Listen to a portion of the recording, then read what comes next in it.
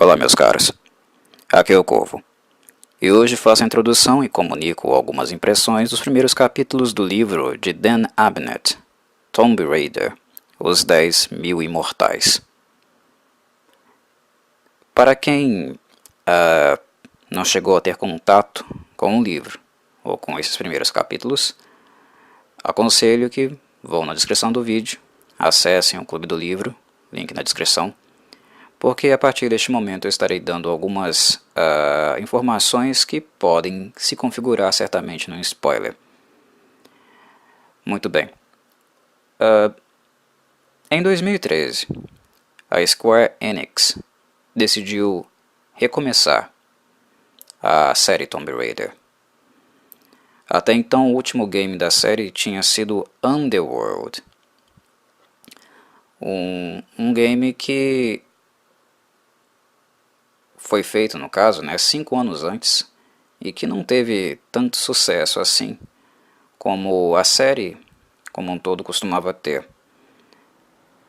A Square Enix pensou nos rumos que a franquia tinha tomado e decidiu dar uma nova vestimenta, abordar Lara Croft de uma maneira mais diferente, talvez nem tanto idealizada, o que Lara Croft ainda é, e provavelmente ela sempre será, porque ela é uma heroína, ela é uma sex symbol, ela sempre será.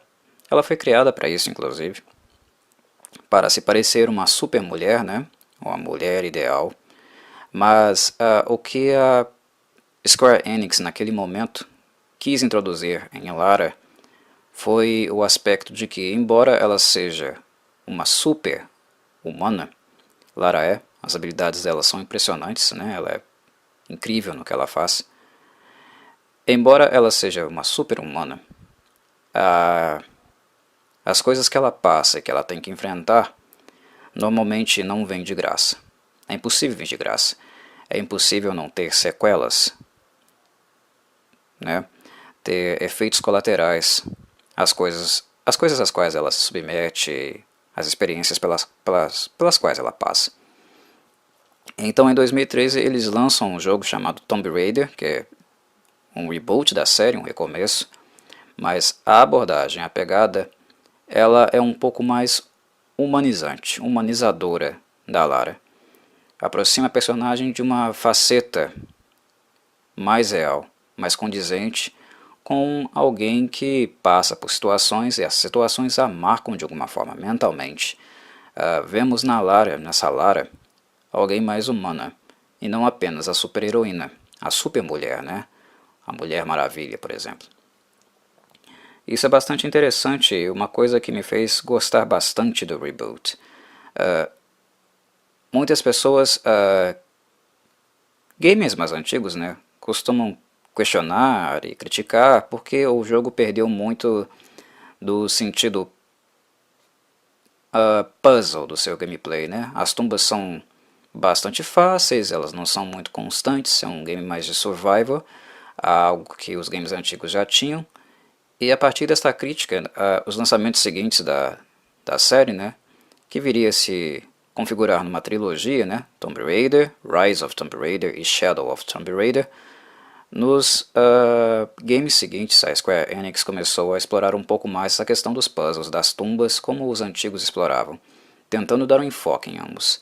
Em Tomb Raider é realmente uma coisa muito escassa, mas é porque a Square ela queria aproximar mesmo a nossa noção de que Lara não é apenas uma mulher maravilhosa e super talentosa. Ela é isso, mas ela é mais do que isso. E ela sente, ela sofre com as coisas que ela entra em contato. Então o primeiro Tomb Raider, além de um game muito bom tecnicamente, na minha opinião, os games seguintes apenas expandiram o que ele já havia apresentado, mas a ideia, o motor, o conceito todo desse game, Tomb Raider, o reboot, ele é muito bom. Ele deu para Lara o que eu sentia realmente falta nela. Eu tinha em Lara uma personagem fantástica que eu poderia fazer grandes feitos, mas faltava em Lara uma alma, algo de alguém que eu pudesse me identificar, ou eu pudesse projetar, ver nela um modelo de pessoa. E quando eles fazem um reboot da série, eles fazem realmente um início de percurso de Lara. Ela é inexperiente, que ela havia perdido seu pai há pouco tempo, né?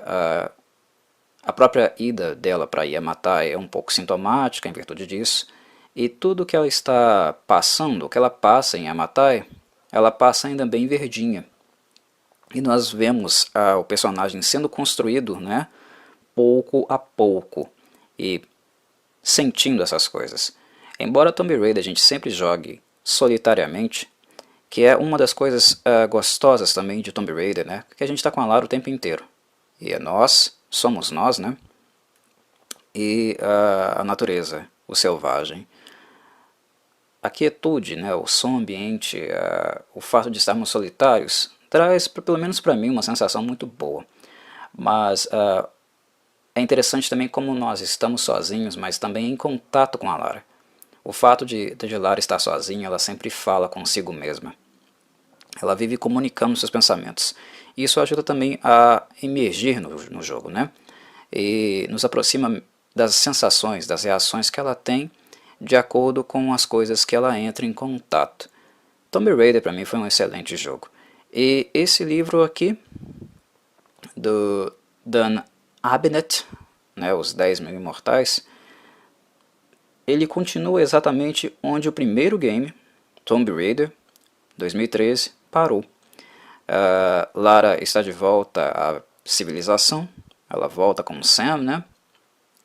E os demais, mas aqui nos primeiros momentos do livro nós apenas vemos ela e Sam, são os dois personagens que entramos em contato, mas o que o livro continua, o que o livro aborda é justamente aquele tom mais humanizante, mais pezinho na realidade e mais dark que os games traziam, né? Tomb Raider, o reboot, ele é um game dark, né? Ele é um game mais obscuro, né? Porque ele entra em contato com bastante sofrimento, com ansiedades, né? Com inseguranças. A Lara Croft ela é flagelada em Yamatai, ela passa o inferno na Terra em Yamatai, e a gente sente isso. E os 10.000 Imortais, ele parte de um pressuposto, ele segue numa linha que que ele irá nos apresentar exatamente os efeitos colaterais que essa experiência em Yamatai tiveram na Lara. Não é uma coisa qualquer, não. Uma experiência como aquela pode marcar a vida de uma pessoa para sempre, né? Causar efeitos colaterais realmente, né, que marquem a pessoa, que perturbem ela para sempre, né? E exatamente o que Lara não quer, ela está lutando para que não seja assim.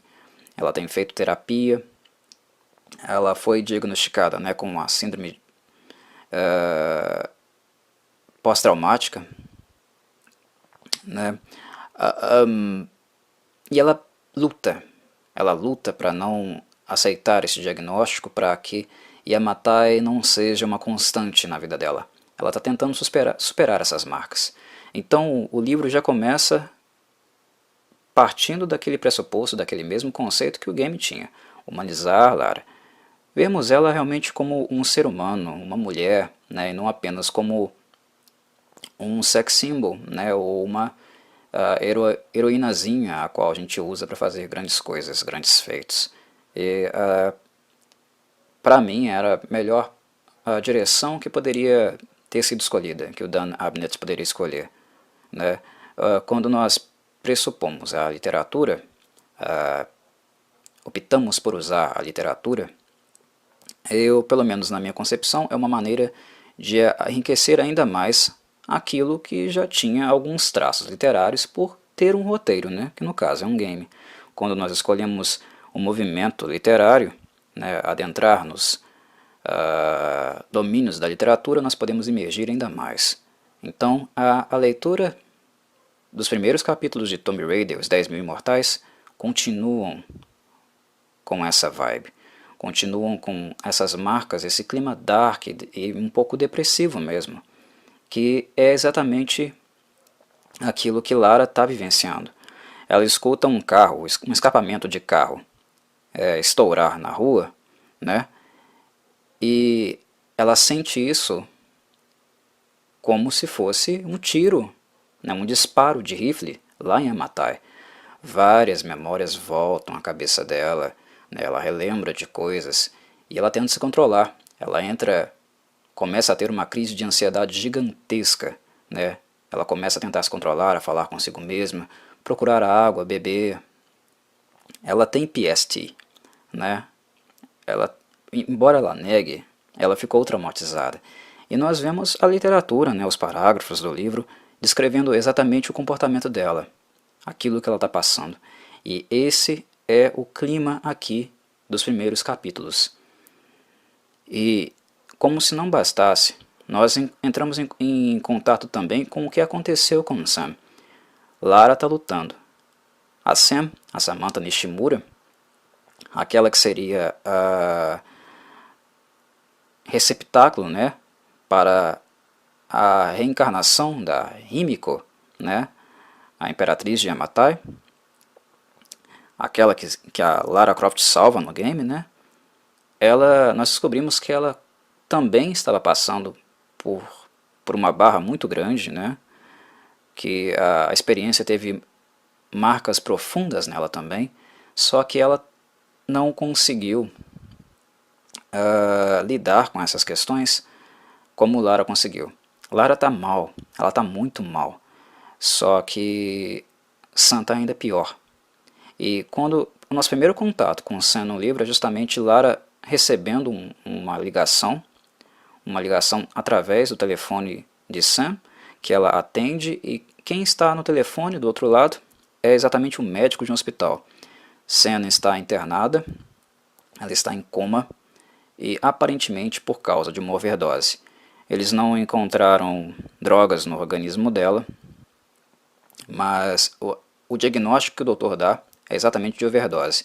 E a única coisa que a Sam deixa para a Lara vai até o hospital tentar saber o que aconteceu e tal, e a única coisa que a Sam deixa para ela é exatamente uma carta falando que ela se sente grata, que Lara sempre será amiga dela, mas que